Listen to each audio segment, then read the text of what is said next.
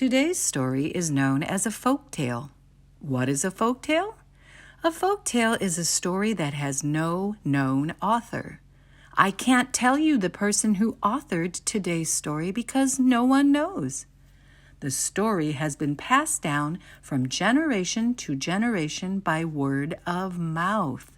What that means is, let's say long, long ago, a parent told their children a story, and those children grew up and told their children that story, and those children grew up and told their children that story, and so on until eventually the story was written down for you to enjoy today. Because I don't know if you know this, but people have not always had the ability to write words down. There is a fascinating history behind the development of writing. I hope you are curious and find out more about it someday. But for today, I will be reading a type of folktale known as a fairy tale. What is a fairy tale? A fairy tale is a kind of folktale that often begins with "once upon a time" and often ends with the words "happily ever after." Love and magic are common themes or messages in fairy tales. Magical kingdoms, enchanted forests, and talking animals are also found in fairy tales. You may have heard some fairy tales: Cinderella, the Three Little Pigs, and today's fairy tale, Goldilocks and the Three Bears. Remember that we don't know who the first person was that created this story, so you will notice that the cover of the book says "Retold" by James Marshall, who also illustrated this book. Are you ready? Let's read. Goldilocks and the Three Bears, retold and illustrated by James Marshall. That is Goldilocks you see there. She is going to do something in this story that you would never do. But this is a make-believe story, so sometimes it is fun to see what a character does, as long as you remember it is something you would not do. Let's find out what Goldilocks is up to in this story. "Patooey!" cried big old Papa Bear. "This porridge is scalding! I've burned my tongue!" "I'm dying!" cried Baby Bear. "No, really," said Mama Bear, who was of medium size. "That's quite enough." "I know," said Papa Bear. "Why don't we go for a spin while the porridge is cooling?"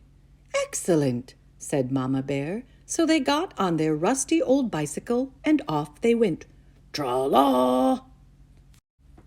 A few minutes later, Goldilocks arrived at the bear's house. She walked right in without even bothering to knock. On the dining room table were 3 inviting bowls of porridge.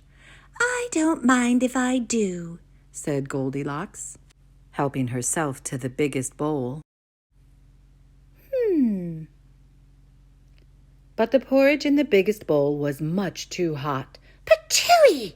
cried Goldilocks, and she spat it out. Next, she tasted the porridge in the medium-sized bowl, but that porridge was much too cold. Then Goldilocks tasted the porridge in the little bowl, and it was just right, neither too hot nor too cold. In fact, she liked it so much that she gobbled it all up. Feeling full and satisfied, Goldilocks thought it would be great fun to have a look around. Right away, she noticed a lot of coarse brown fur everywhere. They must have kitties," she said. In the parlor, there were 3 chairs. "I don't mind if I do," she said, climbing into the biggest one. But the biggest chair was much too hard, and she just couldn't get comfortable. Next, she sat in the medium-sized chair, but that chair was much too soft, and she thought she might never get out of it. Then Goldilocks sat in the little chair, and that was just right, neither too hard nor too soft. In fact, she liked it so much that she rocked and rocked until the chair fell completely to pieces. Now all that rocking left Goldilocks quite tuckered out. I could take a little snooze, she said. So she went to look for a comfy place to nap. Upstairs were 3 beds. I don't mind if I do, said Goldilocks, and she got into the biggest one. But the head of the biggest bed was much too high.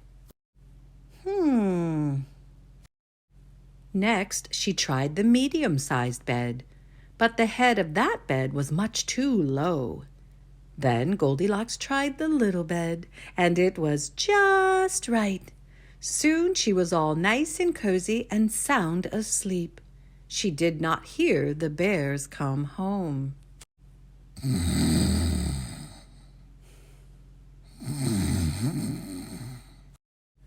The 3 bears were mighty hungry, but when they went in for breakfast, they could scarcely believe their eyes. "Somebody has been in my porridge," said Papa Bear.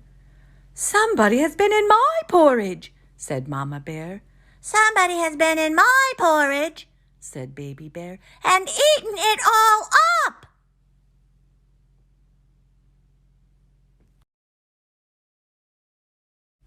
In the parlor, the 3 bears were in for another little surprise. "Somebody has been sitting in my chair," said Papa Bear. "Somebody has been sitting in my chair," said Mama Bear. Somebody has been sitting in my chair, said Baby Bear, and broken it to smithereens. The 3 bears went upstairs on tiptoe, not knowing what they would discover.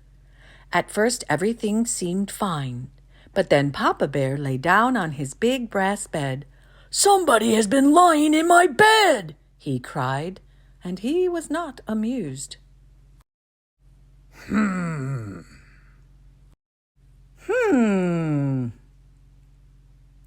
Egads, cried Mama Bear. "Somebody has been lying in my bed." Look, cried Baby Bear. somebody has been lying in my bed and she's still there.